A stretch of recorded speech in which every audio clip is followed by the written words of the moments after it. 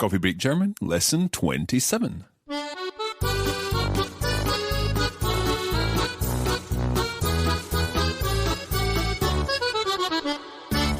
Herzlich willkommen bei Coffee Break German. Wir sind wieder zurück mit einer neuen Episode. We're back once again with another episode of Coffee Break German, and we're continuing on exactly where we left off last time, talking about birthdays. Wie geht's dir heute, Thomas? Mir geht's sehr gut, Marc. Danke. Und dir? Ja, gut, aber ein bisschen müde. Gut. Sollen wir trotzdem anfangen? Ja, also Gut. Los geht's.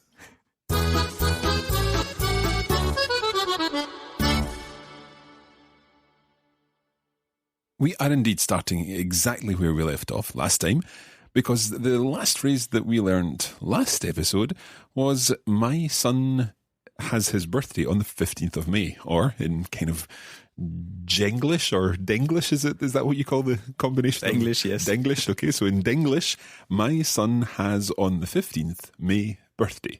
Mein Sohn hat am 15. Mai Geburtstag. Mein Sohn hat am 15. Mai Geburtstag. Mein Sohn hat am 15. Mai Geburtstag.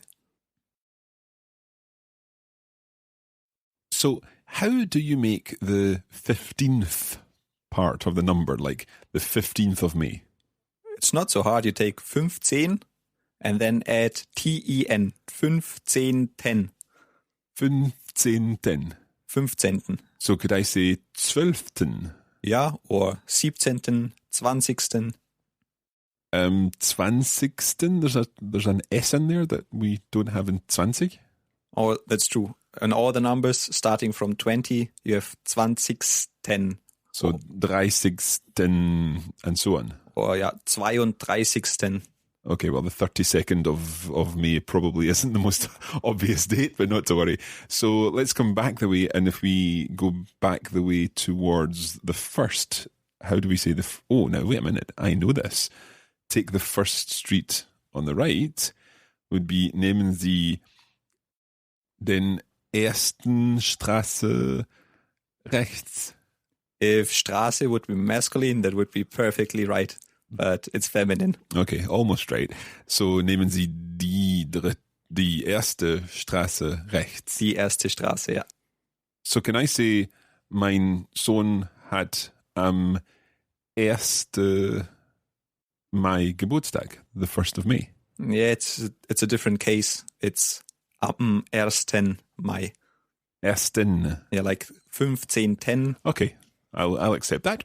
So mein Sohn hat am 1. Mai Geburtstag. Am 1., am 2., am 3. Okay, so 1., 2., 3. And then it's again 4 plus ten, 14.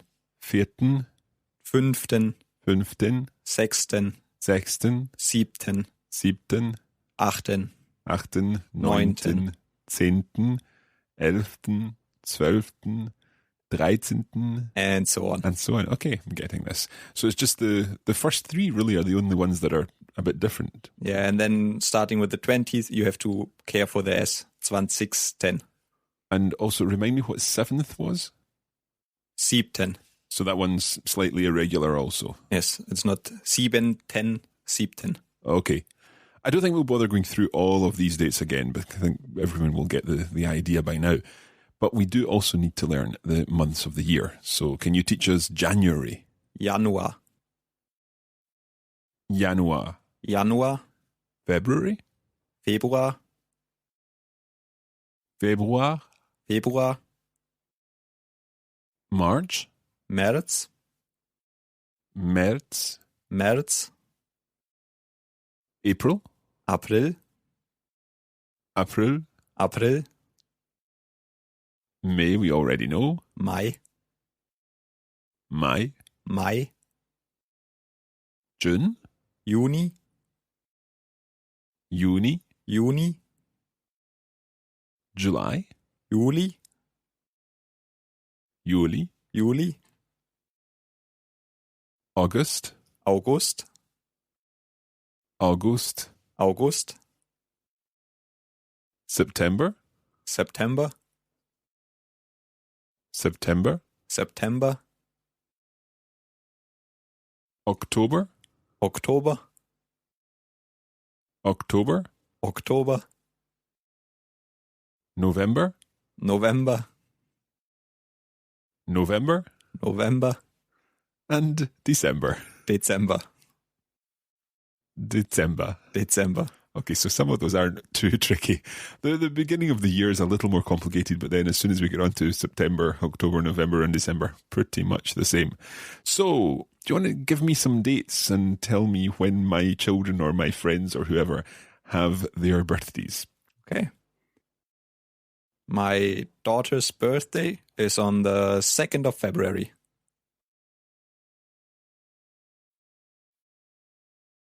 Okay, so my first job here is to translate from English into Denglish and think about the German word order. My daughter has on the 2nd of February birthday. Ja. Meine Tochter hat am 2. Februar Geburtstag. Sehr gut. Okay, Nummer 2. My girlfriend's birthday is on the 26th of June.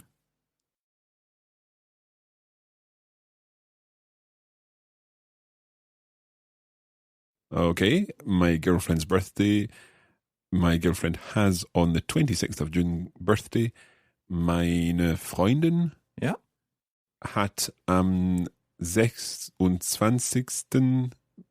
Juni Geburtstag. Ausgezeichnet. And I remember 20. The S in there, okay? Last one. My husband has on the 7th of September birthday. Yeah. Yeah, you said that in English, yeah. Okay, so let's try that again, Thomas. My husband's birthday is on the 7th of September.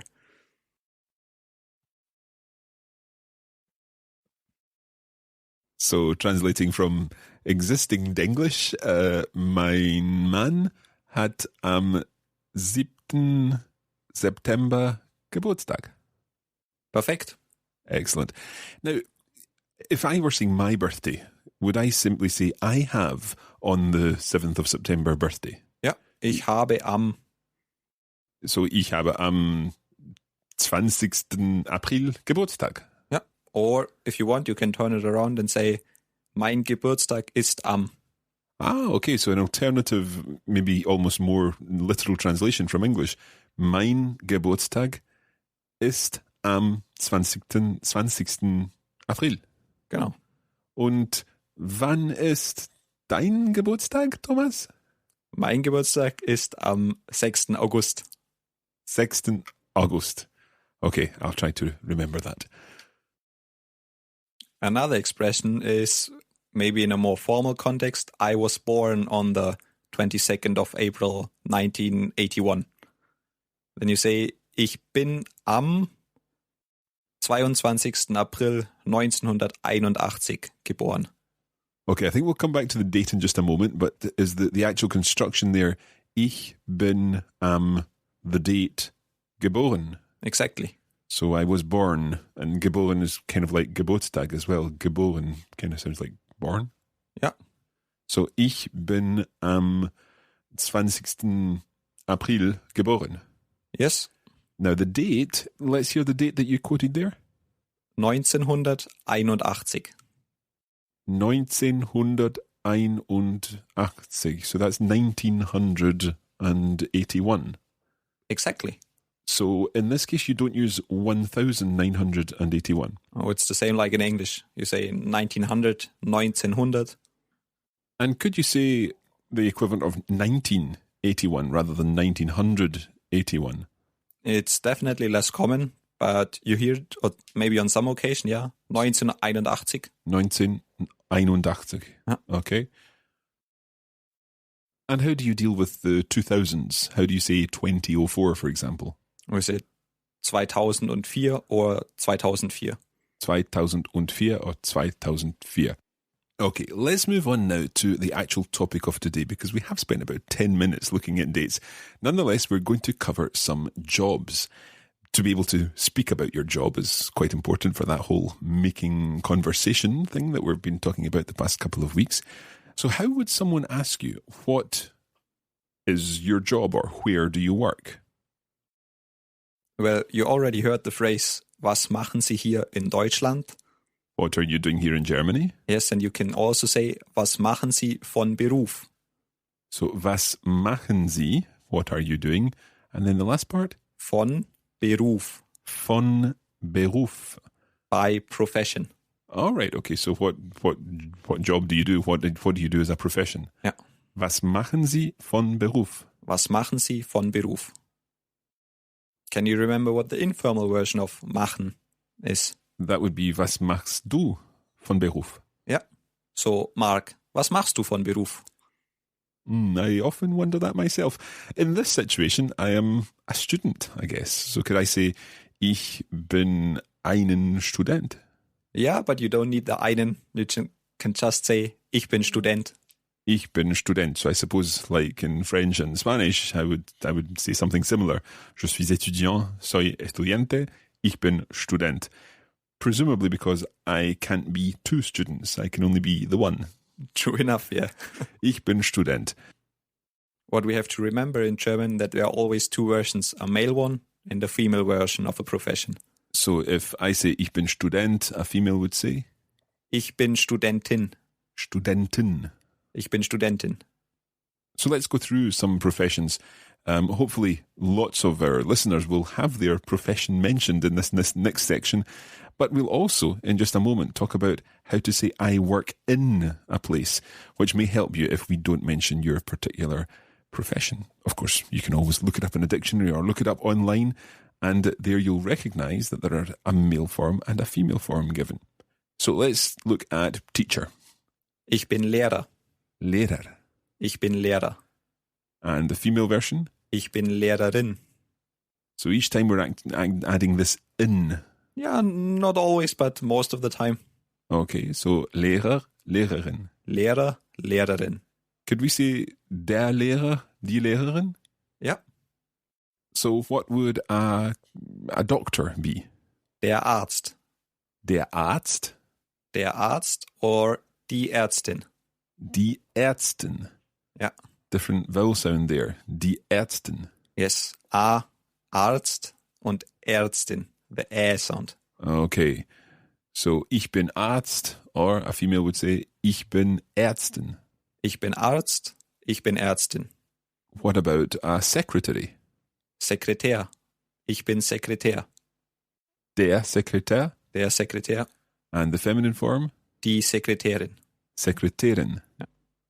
Most of the profession words for males are masculine, like der Arzt, der Lehrer, and so most of the profession words for females are feminine.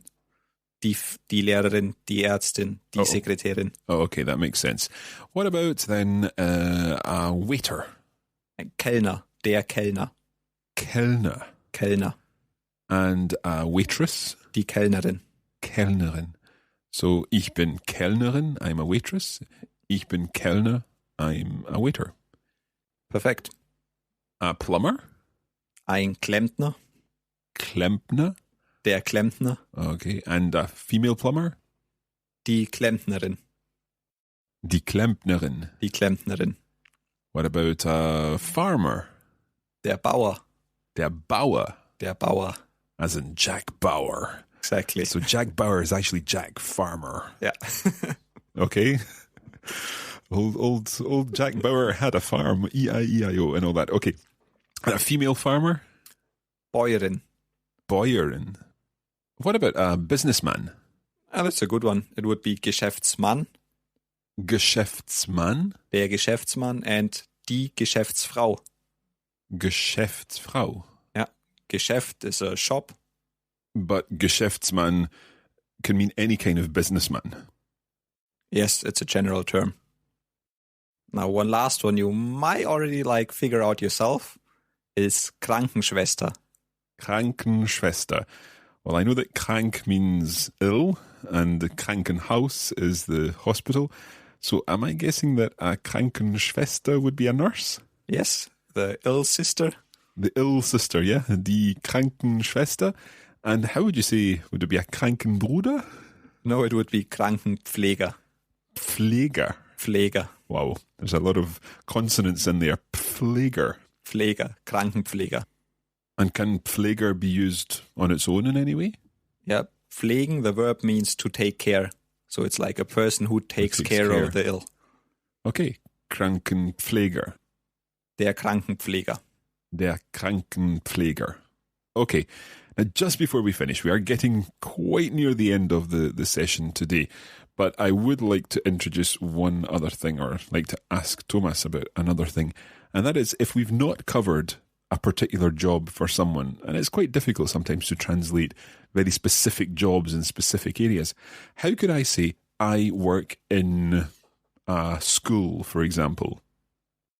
Well, Mark, actually you already know all the individual words to say that. Just put it together. So, ich arbeite in einer Schule? Ja, Dative. Ich arbeite in einer Schule. Okay, I was kind of guessing on the dative there, in einer Schule, but I suppose we use in dem Moment for im Moment, so that would be the dative there. Ich arbeite in einer Schule. Ich arbeite in einer Schule. And so I would say, ich arbeite in einer Bank. Yes, or ich arbeite in einem Museum. Because it's das Museum, and then in the dative that becomes in dem Museum. Yeah, in the museum or in a museum. In einem Museum, okay? And because the masculine nouns also take dem, could I say, ich arbeite in einem Supermarkt? Exactly. Very good. Excellent. Okay, so some of the places that you could work could be in einer Bank. In einer Bank. Ich arbeite in einer Bank. In einer Schule. In einer Schule. So what about a masculine one? Ich arbeite in einem Supermarkt. Exactly. Ich arbeite in einem Supermarkt. Or ich arbeite in einem Kindergarten. So in a kindergarten, presumably. Yeah. Yeah, okay. So ich arbeite in einem Kindergarten. And what about a couple of das ones we already had? Ich arbeite in einem Museum. Ich arbeite in einem Büro, in a office. Büro. Ja, Büro. And am I right in thinking that Krankenhaus is also neuter? Yes, very good. Ich arbeite in einem Krankenhaus. Perfect. So we've been talking about accusatives and datives today, among other things. And it's time now to hand you over to Kirsten and Daniel, our grammar gurus for this episode, who are going to be talking a little more about cases. Hello everyone, I'm back again with another Grammar Guru segment, and for one more lesson, Daniel is here with me. Servus Leute, wie geht's? So, a couple of lessons ago, we were talking about prepositions which took the accusative case, and prepositions which took the dative case. And you may remember that I suggested there was something of a mystery surrounding one particular preposition. Ja, das stimmt. That particular preposition was über.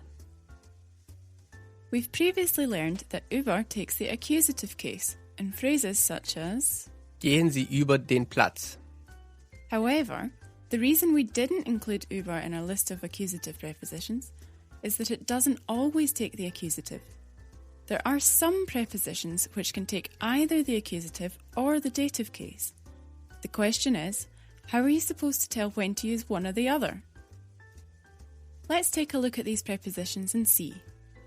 We've got An, which means at or on, auf, meaning on, hinter, which means behind, in, that's in. neben, You've heard that one before, next to or beside, über, over, above or across, unter, under or among, vor, in front of or before, zwischen, which means between. You'll notice that all of these prepositions can be used to describe where one object is in relation to another, but they can also be used to talk about how an object moves. So, by determining whether an object is in a fixed position, in a fixed place, or whether it is moving towards somewhere or something, we can also determine which case to use. Kirsten, das ist ganz schwierig. I think you need to give some examples to help the listeners understand. Okay, it's the dative case that we use to describe where something is. Let's take in, for example. To tell someone that you're in the church, you would say, Ich bin in der Kirche. Die Kirche changes to der in the dative. But let's say you're walking towards the church and you go into the church. You would say, Ich gehe in die Kirche. This has to be in the accusative case because the verb gehen implies movement towards something. If you were to say, Ich gehe in der Kirche, that would actually mean that you were already in the church and you were moving around inside it rather than going into it from another place. I'm so glad I didn't have to learn German as a foreign language. Yeah, well, it's all right for some. So, all of these prepositions can describe where something is, in which case you use the dative, or describe where something is moving to, in which case you use the accusative. Let's take some other examples. We'll look at unter. So for this example, we're talking about die Brücke, the bridge, which is a feminine noun. And the example is the boy is running under the bridge. Der Junge läuft unter die Brücke. So that's die Brücke in the accusative case because the boy is running towards it and underneath it. Now let's consider a different example. The boy is sitting under the bridge. Der Junge sitzt unter der Brücke. So now, because we're describing where the boy is, we need to use the dative, and that's why we have unter der Brücke. Let's take another example, this time using the preposition an, and a different noun. Let's have traffic lights, die Ampel. How would you say, the girl is driving towards the traffic lights? Das Mädchen fährt an die Ampel. Now, because that's the accusative case, we stay with die Ampel. So that's die Ampel in the nominative case and in the accusative case. However, let's take another situation where the girl is sitting or waiting at the traffic lights. Das Mädchen steht an der Ampel. So because we're describing where the girl is, we use the dative, which changes die Ampel to der Ampel. And the very fact that she's at the lights implies that there isn't any movement towards them. I've always thought of it this way. If there's an action involved, and that action implies movement towards something, like going into the church, running under the bridge, or driving towards the traffic lights, then the chances are you'll need the accusative. So a action, accusative. However, if it's more of a description, like the boy sitting under the bridge, or you being in the church, or indeed the girl sitting at the traffic lights, then you need the dative. Die, description, dative. Of course, like any rule, this doesn't always work. For example, as we said earlier, if you're walking around inside the church, you're still doing something, but there's just no direction. Of course, if you're walking towards the altar, then the altar will be in the accusative case. Anyway, I think I'm confusing you more than helping you now. That's all we have time for today, and indeed it's all Daniel has time for with us as he's returning to his studies. Yeah, I enjoyed myself here at Coffee Break German and I hope that I will be back in a future episode. Ich wünsche euch weiterhin noch viel Spaß mit eurem Deutsch. And with that, we'll hand you back to Mark and Thomas in the studio.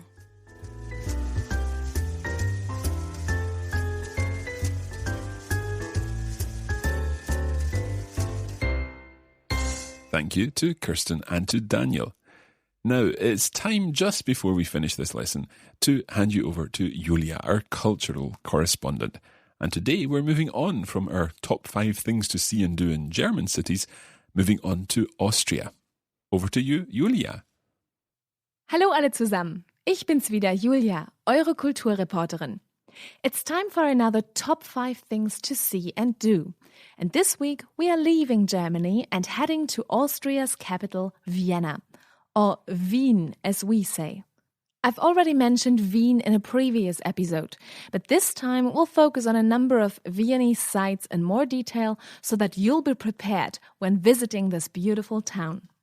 Let's start right in the city center with a visit to the Stephansplatz and Vienna's most famous landmark, the Stephansdom, St. Stephen's Cathedral. which is also known as the soul of Vienna. This impressive cathedral incorporates Romanesque, Gothic, and Baroque elements, and it can be seen as a national Austrian symbol. The roof of the cathedral is particularly well known with its unmistakable diagonal striped pattern. Not far away east of Vienna's city center, between the Donau, the river Danube, and the Donaukanal, you will find the Wiener Prater, a huge public park that also features an amusement park. The amusement park, also known as Wurstelprater, takes us back to the 19th century when it was designed as probably the first theme park in the world, at that time called Venedig in Wien, Venice in Vienna, with several little piazzas and canals. Nowadays, attractions have become more modern, with the rides and bumper cars, carousels and ghost trains you'd expect. But we are still reminded of the magnificent past when taking a ride in the world-famous Riesenrad, the Ferris wheel, which dates back to 1896 and has become one of Vienna's landmarks, visible from around the city. Let's walk back to the center of town. Another thing Vienna is very famous for, and that is definitely worth visiting, is the Hofburg, a palace that has been the home to some of the most powerful people in European history, including the Habsburg dynasty. Nowadays, this is where the Austrian president resides. But the Hofburg is a kind of tourist magnet also due to another fact. It's the home to the Spanische Hofreitschule, the Spanish riding school. This is a traditional riding school and center for classical dressage for the horses that also tour and perform worldwide. Visitors can view public performances as well as some training sessions. While the Hofburg was the Habsburgs' preferred winter residence, they moved into another impressive palace in summer. This brings us to Schloss Schönbrunn, or Schönbrunn Palace, southwest of Vienna's city center, with its baroque gardens and walkways. The entire grounds are remarkable, with beautiful fountains, fake Roman ruins, a zoo and tropical greenhouse, as well as a carriage museum and palace theater. Finally, if you get tired after such a long day of sightseeing, have a coffee break at one of the many famous coffee houses in Wien, perhaps Café Sacher, home of the most delicious Sacher-Torte, or Sacher cake. Vienna is a truly beautiful city, and I'm sure you'll love it if you get the chance to visit it and practice your coffee break German there. Back to Thomas and Mark in the studio. Bis bald!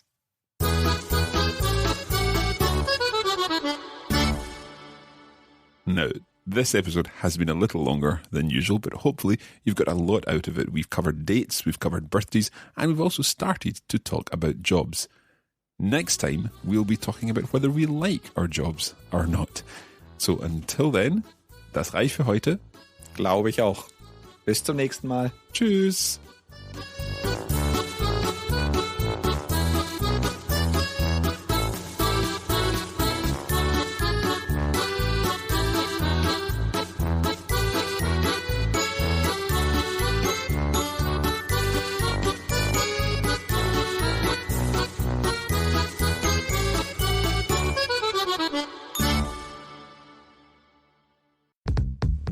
This is a production of the Radiolingua Network.